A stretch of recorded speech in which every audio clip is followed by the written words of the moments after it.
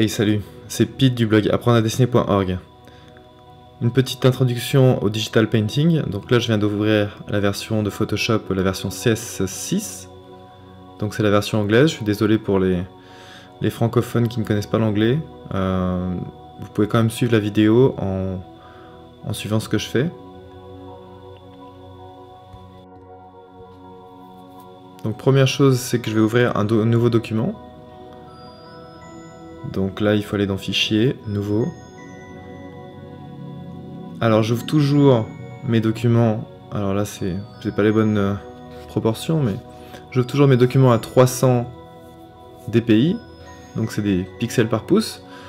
C'est la résolution de l'image. Donc c'est important, 300 dpi. C'est une résolution pour l'impression.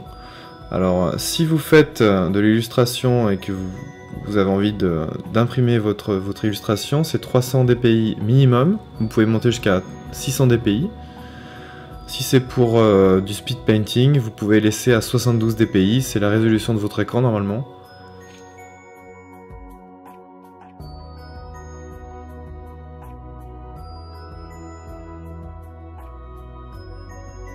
Donc là je place un petit peu les fenêtres comme j'ai envie. Alors il va me falloir les fenêtres de calque. Donc là je les ai déjà placées. Les fenêtres en relation avec mes brosses. Donc je préfère les placer à gauche. Mais bon, c'est une question d'habitude. Après vous faites ce que vous avez envie de faire. Aucun problème.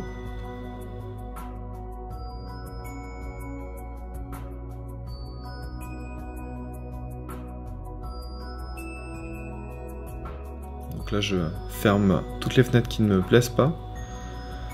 Pour faire un espace de travail, et cet espace de travail, une fois qu'il va être fait, on va le sauvegarder sous un nom. Donc, faut le nommer comme vous avez envie.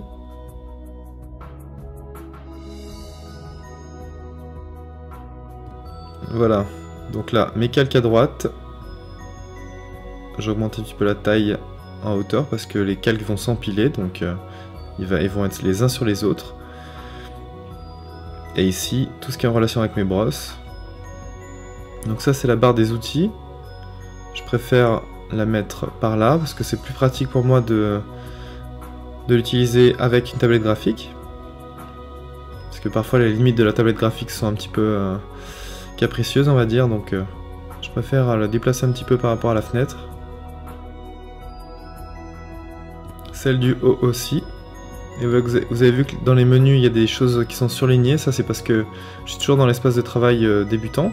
Donc là je vais renommer mon espace de travail, qui est l'espace qu'on va préserver pour de futures utilisations.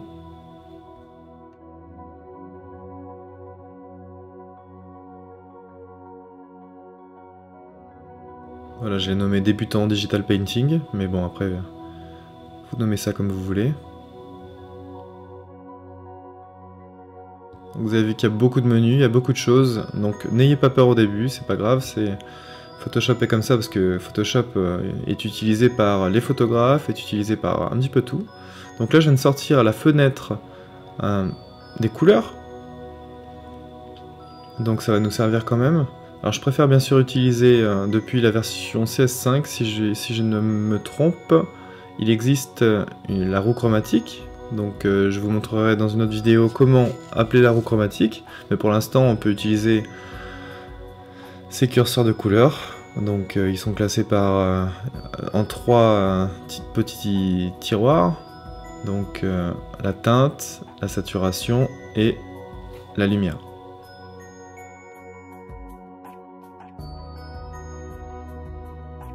Donc là c'est la fenêtre des raccourcis clavier. Donc vous pouvez les changer si vous voulez. Mais pour l'instant, les raccourcis clavier, si vous débutez, c'est que vous n'avez pas trop envie de toucher aux raccourcis clavier. Et je vous conseille pas de les toucher au début. C'est déjà assez difficile comme ça. Voilà, et vous pouvez aller dans Photoshop, Préférences, et dans Général, et vous allez voir qu'il y a beaucoup d'options. Donc encore une fois, pour l'instant... vous n'allez pas vous en préoccuper, mais c'est juste pour vous montrer un petit peu ce qu'on peut faire. On peut changer la couleur du fond, on peut changer la couleur des calques, on peut faire pas mal de choses à partir de là.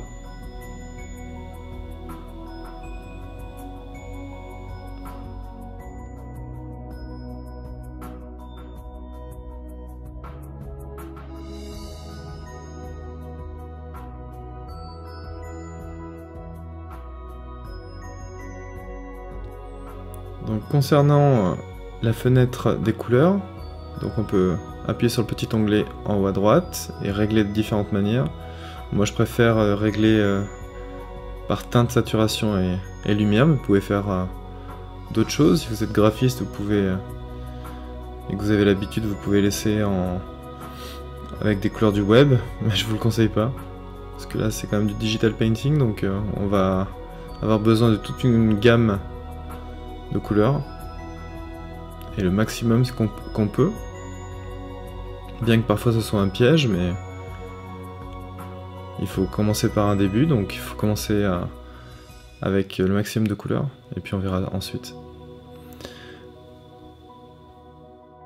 Donc vous pouvez dessiner directement sur le fond. Donc le premier calque s'appelle Background, c'est le fond en fait, c'est un fond blanc. Donc vous avez vu qu'il y a un petit verrou à côté. Si vous double-cliquez dessus, vous allez pouvoir le déverrouiller. Et ensuite on pourra empiler des nouveaux calques. Si vous faites F sur votre clavier, vous pouvez déverrouiller ensuite le calque et le faire bouger avec espace, en laissant l'espace appuyé et en cliquant et en bougeant le calque.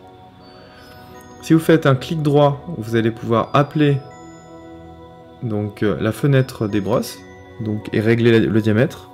Et ici sur la gauche, vous avez donc la couleur de fond et la couleur primaire, la couleur de premier plan. Donc vous avez deux couleurs. Si vous avez envie de switcher entre les couleurs, c'est le raccourci X. Et si vous avez envie de faire disparaître toutes les fenêtres comme j'ai fait tout à l'heure, les petites fenêtres d'options, c'est Tab. Voilà, on vient de voir comment créer un espace de travail abordable et on va continuer avec une autre vidéo.